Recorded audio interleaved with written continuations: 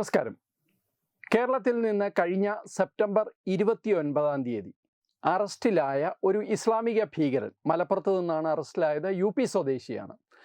അയാളെ ചോദ്യം ചെയ്തപ്പോൾ ലഭിച്ച ചില വിവരങ്ങളുടെ ഞെട്ടിപ്പിക്കുന്ന ചില യാഥാർത്ഥ്യങ്ങൾ അല്ലെങ്കിൽ ചില കാര്യങ്ങളാണ് ഇന്ന് പ്രേക്ഷകരോട് പങ്കുവെക്കാനുള്ളത്. അതിനു മുമ്പ് ഒരു കാര്യം എടുത്തു പറയേണ്ടതുണ്ട്. വളരെ ദുഃഖത്തോടെ അമർഷത്തോടെ പറയേണ്ട കാര്യമാണ്. ഭാവിയിൽ എപ്പോഴെങ്കിലും കേരളത്തിലെ ഏതെങ്കിലും ഒരു മാധ്യമ സ്ഥാപനം അല്ലെങ്കിൽ മാധ്യമ ഗവേഷണ കേന്ദ്രം കാര്യമായിട്ട് അന്വേഷിക്കേണ്ട അല്ലെങ്കിൽ കാര്യമായിട്ട് ഒരു പഠനം നടത്തേണ്ട ഒരു വിഷയമുണ്ട്. എങ്ങനെയാണ് കേരളത്തിൽ ചില വാർത്തകൾക്ക് വലിയ തോതിൽ തമസ്കരണം ഉണ്ടാകുന്നത്? ചില വാർത്തകൾ തമസ്കരിക്കുന്നുണ്ട്, ചില വാർത്തകൾ പൂർണ്ണമായി കാർപ്പറ്റിനടിയിലേക്ക് പോകുന്നുണ്ട്, ചിലത് കണ്ടില്ലെന്ന് നടിക്കുന്നുണ്ട്, ചിലത് ഒഴിവാക്കാൻ പറ്റാത്തത് 1-2 ദിവസം ഈ വാർത്തകൾ വന്ന ശേഷം പിന്നീട് അങ്ങനെ ഒരു സംഭവമുണ്ട് എന്ന് പോലും നടിക്കാത്ത നിരവധി സംഭവങ്ങളുണ്ട്. ഇതിലെ ഏറ്റവും സങ്കടകരമായ കാര്യം, ഇത് രാജ്യത്തിൻ്റെ സുരക്ഷയും കേരളത്തിൻ്റെ തന്നെ ഭാവിയും ഒക്കെ ആയി ബന്ധപ്പെട്ട ചില വാർത്തകളാണ്. ഇങ്ങനെ മനഃപൂർവ്വം ഒരു വലിയ മാഫിയയുടെ നിയന്ത്രണത്തിലാണ് എല്ലാ മാധ്യമങ്ങളും എന്ന് തോന്നിപ്പിക്കുന്ന വിധം അങ്ങനെ വാർത്തകളുടെ ഒരു കൈകാര്യം ചെയ്യൽ ഇവിടെ നടക്കുന്നുണ്ട്. അതിൽ നിരവധി വാർത്തകൾ നമുക്ക് പറയാൻ സാധിക്കും. കേരളത്തിൽ നിന്നുള്ള IS റിക്രൂട്ട്മെൻറ്റ്, ലവ് ജിഹാദ് കേസുകൾ മുതൽ കേരളത്തിൽ നിന്ന് പോയ മലയാളികളായ ചെറുപ്പക്കാർ അഫ്ഗാനിസ്ഥാനിലും മറ്റു പല സ്ഥലങ്ങളിലും മനുഷ്യ ബോംബായി പൊട്ടിത്തെറിച്ചത് വരെയുള്ള, അതിനപ്പുറം ഇപ്പോൾ ഏറ്റവും അവസാനം കേരളത്തിൽ കഴിഞ്ഞ ദിവസങ്ങളിൽ വലിയ തോതിൽ മാധ്യമങ്ങൾ റിപ്പോർട്ട് ചെയ്ത ഒരു വാർത്ത, വലിയ തോതിൽ ചർച്ച ചെയ്യപ്പെട്ട ഒരു വാർത്തയെക്കുറിച്ച് ഇപ്പോൾ ആരും മിണ്ടുന്നില്ല. ആ വാർത്ത ഏതാണെന്ന് നിങ്ങൾക്കും ഓർമ്മയുണ്ടാവും. വാഹന തട്ടിപ്പുമായിട്ട് ബന്ധപ്പെട്ട കേസാണ്. ഭൂട്ടാൻ വാഹന തട്ടിപ്പെന്നാണ് അതിന് തലക്കെട്ട് കൊടുത്തത്. ഭൂട്ടാനിൽ പോലും നിൽക്കുന്ന കേസല്ല അത്.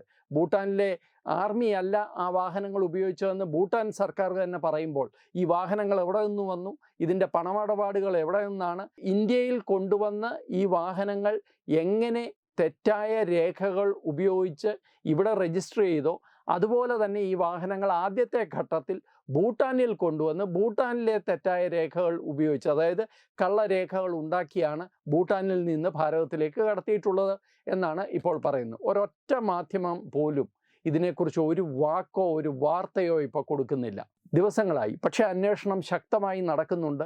ഇനിയുള്ള ദിവസങ്ങളിൽ അതിനെക്കുറിച്ചുള്ള കൂടുതൽ വിവരങ്ങൾ പുറത്തു വരും. തീർച്ചയായിട്ടും തത്വമയി ആ ഒരു വിഷയം പുറകെ തന്നെയുണ്ട്. കൂടുതൽ വിവരങ്ങൾ ലഭിക്കുന്നതനുസരിച്ച് പ്രേക്ഷകരുമായി അത് പങ്കുവെക്കുന്നതാണ്. ഇന്നിപ്പോൾ നമ്മൾ ഡിസ്കസ് ചെയ്യുന്നത്, നമ്മൾ സംസാരിക്കുന്ന വിഷയം മുഹമ്മദ് റാസ എന്ന ചെറുപ്പക്കാരനെ കുറിച്ചാണ്. ഉത്തർപ്രദേശിലെ ഫത്തേപൂർ ജില്ലയിലെ അണ്ടോളി എന്ന് പറയുന്ന സ്ഥലത്ത് നിന്ന് വന്ന മുഹമ്മദ് റാസ, അയാൾ എങ്ങനെയാണ് മലപ്പുറത്ത് എത്തുന്നത്, മലപ്പുറത്തെ താമസക്കാരനാകുന്നത്?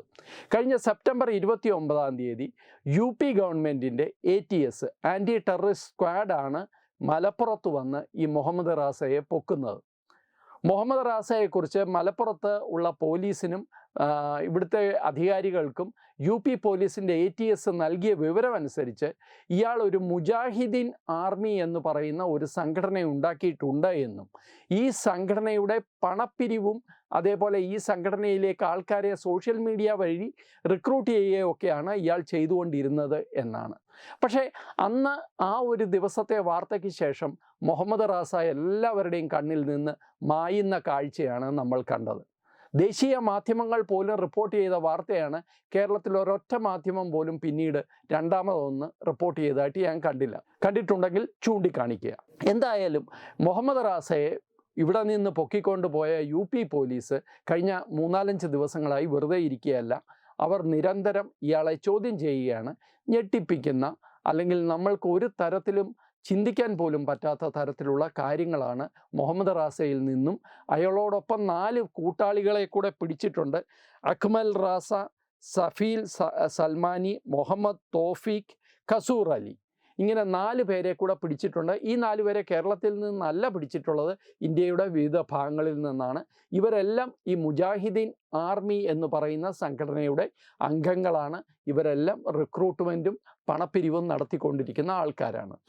എന്താണ് മുഹമ്മദ് റാസയിൽ നിന്ന് കിട്ടിയ വിവരങ്ങൾ? ആദ്യ ദിവസം തന്നെ ATS കേരളത്തിലെ സംസ്ഥാന സർക്കാരിനും സംസ്ഥാന പോലീസിനും ഒക്കെ കൊടുത്ത വിവരങ്ങൾ അനുസരിച്ച് ഈ മുജാഹിദീൻ ആർമി എന്ന് പറയുന്ന ഈ സംവിധാനം തന്നെ ഇവർ ഉണ്ടാക്കിയതാണ്. പക്ഷേ ഇവരുടെ പിന്നിൽ പാകിസ്ഥാനി ഹാൻഡ്ലേഴ്സ് ഉണ്ട്. പാകിസ്ഥാനിൻ്റെ നിർദ്ദേശമനുസരിച്ച്, ISIയുടെ നിർദ്ദേശമനുസരിച്ച്, അവരുടെ ഇന്ത്യയിലെ സ്ലീപ്പിംഗ് സെൽസിൻ്റെ നിർദ്ദേശമനുസരിച്ചാണ് ഈ മുജാഹിദീൻ ആർമി ഉണ്ടാക്കിയിരിക്കുന്നത്. ഈ ആർമി ഉണ്ടാക്കിയിരിക്കുന്നത് ഇന്ത്യയിലെ സർക്കാരിനെ UPയിലെ പോലെയുള്ള സംസ്ഥാന സർക്കാരുകളെ മറിച്ചിടാനും അവിടെ ശരിയത്ത് നിയമം കൊണ്ടുവരാനും വേണ്ടിയുള്ള വലിയ ലക്ഷ്യത്തോടു കൂടിയാണ് എന്നാണ് UPയിലെ ATS പറയുന്നത്. പക്ഷേ ഇതൊന്നും അത്ര എളുപ്പമുള്ള കാര്യമല്ല എന്ന് ഇത് കേൾക്കുന്ന ആർക്കും അറിയാം. ഇന്ന് 3, 4, 5 ചെറുപ്പക്കാരുടെ ഒരു മുജാഹിദീൻ ആർമി വിചാരിച്ചാൽ ഒരു സർക്കാരിനെ മറിച്ചിടാൻ പറ്റില്ല. അപ്പോൾ പിന്നെ എന്താണ് ഇവരുടെ ഉദ്ദേശം? അതാണ് കഴിഞ്ഞ ദിവസങ്ങളായി ഇവരുടെ ചോദ്യം ചെയ്യലിൽ നിന്ന്, നമ്മളുടെ അന്വേഷണത്തിൽ നിന്ന്, നമ്മളിതിൻ്റെ പുറകെ തന്നെ നിൽക്കുന്നതുകൊണ്ട് ചില വിവരങ്ങളൊക്കെ നമ്മൾക്ക് ലഭിക്കുന്നുണ്ട്. അതിൻ്റെ അടിസ്ഥാനത്തിൽ നമുക്ക് പറയാൻ സാധിക്കും, ഈ വലിയ ലക്ഷ്യങ്ങളൊക്കെ പുറമേ പറയുന്നുണ്ടെങ്കിലും ഉള്ളിലെ ലക്ഷ്യം മറ്റൊന്നുമല്ല. ഭാരതത്തിനുള്ളിൽ, ഞാൻ നേരത്തെ പല വീഡിയോകളിലും പറഞ്ഞ പോലെ, ഭാരതത്തിനുള്ളിൽ കലാപം ഉണ്ടാക്കുകയാണ്. ഈ മുഹമ്മദ് റാസ എന്തിനാണ് കേരളത്തിലെ മലപ്പുറത്ത് വന്ന് താമസിക്കുന്നത്? ഇത് അയാളോട് ആദ്യം തന്നെ ചോദിച്ച ചോദ്യമാണ്. അതിൻ്റെ ഉത്തരമാണ് യഥാർത്ഥത്തിൽ കേരളം എങ്ങനെ ഈ ഇസ്ലാമിക തീവ്രവാദത്തിൻ്റെ, ആഗോള ഇസ്ലാമിക തീവ്രവാദത്തിൻ്റെ സ്കീമിൽ ഉപയോഗിക്കപ്പെടുന്നു എന്നുള്ളതിൻ്റെ കൃത്യമായ തെളിവ്. കേരളത്തിൽ ഇയാൾ വന്നത് പണം സ്വീകരിക്കാനാണ്, ഹവാല പണം സ്വീകരിക്കാനാണ്. അത് ലക്ഷക്കണക്കിന് രൂപയാണ് എന്നാണ് ഇയാൾ ATSനോട് ഇപ്പോൾ വെളിപ്പെടുത്തിയിരിക്കുന്നത്.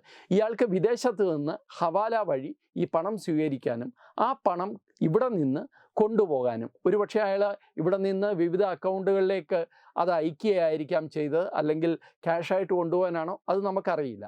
പക്ഷേ കേരളത്തിൽ വന്നത് ഏതോ ഒരു ഹവാല ഏജൻറ്റിൻ്റെ കയ്യിൽ നിന്ന് പണം സ്വീകരിക്കാനാണ് എന്നാണ് ഇപ്പോൾ ATSന് ലഭിച്ചിട്ടുള്ള വിവരം. ഇത് ഒരു കാര്യം മാത്രമാണ്, നമുക്കെല്ലാവർക്കും വർഷങ്ങളായിട്ട് അറിയാവുന്ന കാര്യമാണ് കേരളത്തിൽ നടക്കുന്ന ഈ ഹവാല ഇടപാടുകൾ. ഈ ഹവാല ഇടപാടുകൾ വെറും കള്ളപ്പണ ഇടപാടുകൾ മാത്രമല്ല, പലപ്പോഴും അതേ റൂട്ട്, അതേ ഇൻഫ്രാസ്ട്രക്ചർ ഉപയോഗിച്ച് ഇവിടെ ഭീകരവാദത്തിനും മറ്റു കാര്യത്തിനുമൊക്കെ പണം വന്നിട്ടുണ്ട്. ഇവിടെ കണ്ടെയ്നറിൽ പോലും പണം വന്നിട്ടുള്ള ഒരു സംസ്ഥാനമാണ് കേരളം. അതുകൊണ്ട് കേരളം അങ്ങനെ വളരെ ശാന്തസുന്ദരമായ മതസൗഹാർദ്ദത്തിൻ്റെ കേന്ദ്രമാണ് എന്നൊക്കെ പറയുന്നത് പറഞ്ഞോട്ടെ. പക്ഷേ മറുവശത്ത് ഇങ്ങനെയൊരു വശം കൂടി ഉണ്ട് എന്നുള്ളത് വർഷങ്ങൾ മുമ്പേ തെളിഞ്ഞതാണ്. ഇന്ത്യയിൽ തന്നെ ഏറ്റവും കൂടുതൽ ആൾക്കാർ ഇസ്ലാമിക് സ്റ്റേറ്റിലേക്ക് പോയ സംസ്ഥാനമാണ് കേരളം എന്ന് പറയുമ്പോൾ തന്നെ നമുക്കതിൻ്റെ ഭീകരത എത്രയുണ്ട് എന്ന് ഊഹിക്കാം. അതുകൊണ്ടാണ് UPയിലെ ഫത്തേപൂർ ജില്ലയിലെ അണ്ടോളി ഗ്രാമക്കാരനായ മുഹമ്മദ് റാസ ഇങ്ങേയറ്റത്ത് മലപ്പുറത്ത് വന്ന് താമസിക്കുന്നത്. ഇനി രണ്ടാമത്തെ പ്രധാനപ്പെട്ട കാര്യം, നമ്മളുടെ സോഴ്സസ് പറയുന്ന അനുസരിച്ച് ഇയാൾക്ക് കേരളം വളരെ പരിചിതമാണ്. ഇയാൾ ആദ്യത്തെ പ്രാവശ്യമൊന്നുമല്ല കേരളത്തിൽ വന്നിട്ടുള്ളത്. ഇപ്പോൾ തന്നെ ഇയാൾ തുടർച്ചയായിട്ട് ഇവിടെ കേരളത്തിൽ കഴിഞ്ഞ 3 മാസമായിട്ടുണ്ട് എന്ന് പറയുന്നു. ഇതിനിടയിൽ ഇയാൾ കാസർഗോഡും സന്ദർശിച്ചതായിട്ട് റിപ്പോർട്ട് ലഭിച്ചിട്ടുണ്ട്. ഇയാൾക്ക് കേരളം വളരെ പരിചിതമാണ്.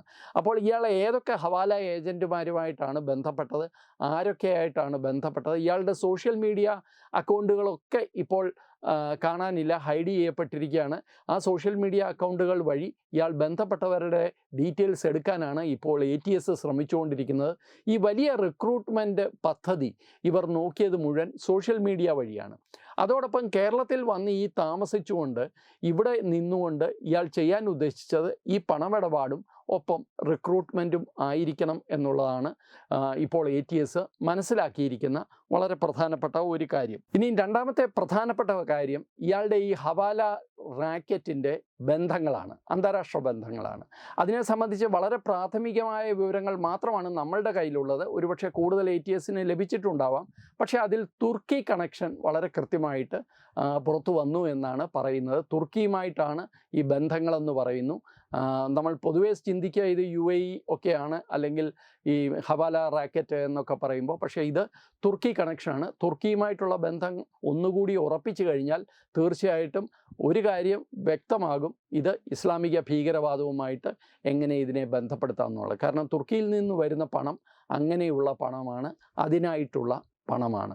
ഇതാണ് രണ്ടാമത്തെ വളരെ പ്രധാനപ്പെട്ട കാര്യം. ഇനി മൂന്നാമത്തെ കാര്യം, ഭാരതത്തിനുള്ളിൽ തന്നെ പാകിസ്ഥാൻ ISIയുടെ സ്ലീപ്പർ സെല്ലുകൾ, അത് UP-യിലെയും മഹാരാഷ്ട്രയിലെയും സ്ലീപ്പർ സെല്ലുകൾ ചില ആൾക്കാർ, ഒരു 6 പേരുടെ പേരാണ് പറയുന്നത്, ഇവരുടെ നിർദ്ദേശമനുസരിച്ചാണ് ഈ മുഹമ്മദ് റാസയും മറ്റുള്ളവരും പ്രവർത്തിച്ചുകൊണ്ടിരുന്നത് എന്നാണ് പറയുന്നത്.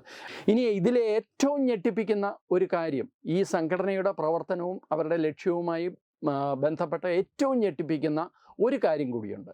അത് ഭാരതത്തിലെ ചില നോൺ മുസ്ലിമായിട്ടുള്ള സ്പിരിച്വൽ ലീഡേഴ്സിനെ, ആധ്യാത്മിക നേതാക്കന്മാരെ കൊല്ലാനും ഈ സംഘടന പ്ലാൻ ചെയ്തിരുന്നു എന്നുള്ളതാണ്. ഒരു 3 പേരുടെ പേരാണ് അവർ പറയുന്നത്. ആ പേരുകൾ തൽക്കാലം ATSും പുറത്തുവിടാൻ സാധ്യത കുറവാണ്, കാരണം അവരുടെ പേഴ്സണൽ സുരക്ഷയുമായിട്ട് ബന്ധപ്പെട്ടതാണ്. എങ്കിലും ആധ്യാത്മിക നേതാക്കന്മാരായിട്ടുള്ള, ഹിന്ദു ആധ്യാത്മിക നേതാക്കന്മാരായിട്ടുള്ള, അതിൽ സ്വാമി എന്നൊരു പേരും കൂടി വരുന്നുണ്ട്. എന്തായാലും അങ്ങനെയുള്ള 3 പേരെയെങ്കിലും ഇവർ കൃത്യമായിട്ട് ടാർഗറ്റ് ചെയ്തിരുന്നു. ഇവരെ കൊല്ലാൻ വേണ്ടിയിട്ടും ഇവരുടെ കയ്യിൽ പദ്ധതി ഉണ്ടായിരുന്നു. ഇതിനെല്ലാമുള്ള ധനശേഖരണമാണ് നടന്നുകൊണ്ടിരുന്നത്. അപ്പോൾ ഇതിൻ്റെ എല്ലാ ഡീറ്റെയിൽസ് ഇപ്പോൾ ATS എടുത്തുകൊണ്ടിരിക്കുകയാണ്. ഈ ഡീറ്റെയിൽസ് കൂടുതൽ എടുക്കുമ്പോൾ തീർച്ചയായിട്ടും നമുക്ക് കൂടുതൽ വിവരങ്ങൾ പ്രേക്ഷകരെ അറിയിക്കാൻ സാധിക്കുമെന്നാണ് വിശ്വസിക്കുന്നത്. എന്തായാലും അതിൻ്റെ FIRൻ്റെ കോപ്പിയൊക്കെ നമ്മളുടെ കയ്യിൽ ലഭിച്ചിട്ടുണ്ട്. അതിൽ തന്നെ വളരെ കൃത്യമായിട്ട് പറയുന്നുണ്ട്, രാജ്യത്ത് അരാജകത്വം ഉണ്ടാക്കാനും രാജ്യത്തെ ഭരണകൂടത്തെ മറിച്ചിടാനും ഒക്കെയുള്ള ഒരു വലിയ ലക്ഷ്യത്തോടു കൂടി രൂപീകരിക്കപ്പെട്ട ഒരു സംഘടനയാണ് ഈ പറയുന്ന മുജാഹിദീൻ ആർമി എന്ന് പറയുന്നത്. ഈ സംഘടന ഉണ്ടാക്കിയ ആൾ എന്നുള്ള നിലയിൽ മുഹമ്മദ് റാസ എന്ന ഈ ചെറുപ്പക്കാരൻ, ഈ ഭീകരവാദി കേരളത്തിലായിരുന്നു താമസിക്കുന്നത് എന്നുള്ളതാണ് സൗകര്യപൂർവ്വം നമ്മളെല്ലാവരും ഇപ്പോൾ ഇവിടെ മറച്ചു വെച്ച് അങ്ങനെ ഒരു സംഗതിയേ ഇല്ല എന്നുള്ള രീതിയിൽ മുന്നോട്ട് പോകുന്നത്. എത്ര അപകടകരമായ സ്ഥിതിവിശേഷമാണ് ഇത് എന്ന് നിങ്ങൾ മനസ്സിലാക്കുക. കേരളത്തിൽ ആവശ്യമില്ലാത്ത എല്ലാ കാര്യങ്ങൾക്കും വലിയ തോതിൽ വാർത്താ പ്രാധാന്യം കൊടുക്കുകയും നിരന്തരം 24 മണിക്കൂറും അത്തരം കാര്യങ്ങൾ വലിയ തോതിൽ ലൈവ് പോവുകയും ചെയ്യുമ്പോൾ രാജ്യത്തെ ഭരണകൂടത്തെ തന്നെ അട്ടിമറിക്കാൻ വേണ്ടി ശ്രമിക്കുന്ന ഒരു സംഘം ചെറുപ്പക്കാരുടെ നേതാവാണ് കേരളത്തിലെ മലപ്പുറത്ത് കഴിഞ്ഞ 3 മാസമായി താമസിക്കുന്നത്. ഇതിനെക്കുറിച്ച് ആരും ചർച്ച ചെയ്യുന്നുമില്ല, ആർക്കും അതിനെക്കുറിച്ച് വേവലാതിയുമില്ല. തീർച്ചയായിട്ടും ഈ വിഷയവുമായി ബന്ധപ്പെട്ട് കൂടുതൽ വിവരങ്ങൾ ലഭിക്കുന്ന അനുസരിച്ച് അത് പ്രേക്ഷകരുമായി പങ്കുവെക്കുന്നതാണ്. നമസ്കാരം.